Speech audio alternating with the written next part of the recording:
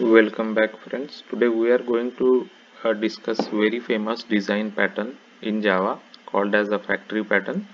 So factory pattern is one of the creational patterns where it will be used to create objects of different types. So there is a factory class which is responsible of creating the objects of different types, so let's look at here like what the factory method pattern is. Creational pattern that uses factory methods to deal with the problem of creating objects without having to specify exact class of the object that will be created.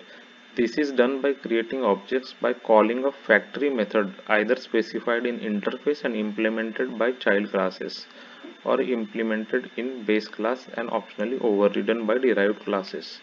So in our example we are going to build a notification factory where we want to send notifications like SMS notifications or email notifications to the user based on some events. So we will just create a notification factory. So what we will do first is we have created a notification interface, and it has just a notify user method, and we have implementation of this notification interface. One is for uses SMS notification. It implements notification and it is kind of a simulating that we are sending a SMS, right? Here you can implement some actual code that sends a SMS. Similarly, we have email notification. Here we are simulating that we are sending email notification to the user. Here you can use write a code that actually sends out an email to the user, for example, right? And we actually created a notification factory here. So this is actually our factory class, right? And this is our factory method, and we are just passing here what type of notification uh, object we want to create. So if it is a SMS type, then we will just create SMS notification. If it is email, we will create email notification, right? So based on the type, it automatically takes care of giving us the appropriate notification object, right? So let's just write a test class here that actually instantiate this notification factory.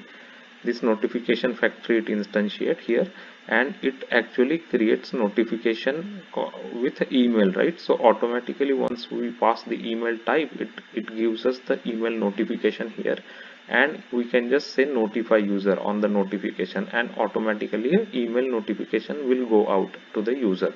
So as we say that this factory method is a creational design pattern that is very popular in Java. And why it is popular? Because it takes care of the object creation based on type, right? So that, as you can see here, you just have to pass a type and it automatically creates the different type of notifications for us. So let's just quickly run this. So we are creating an email notification here. So as you can see here, it says that preparing email, sending email notification, sent email notification. So this is just like a simulation, but in reality you can actually send out an email. If you change the type to SMS, you will see that SMS notification is going out to the user, right? Preparing SMS message, sending SMS, and sent SMS. So here we are just kind of simulating, but you can do the actual sending SMS code here.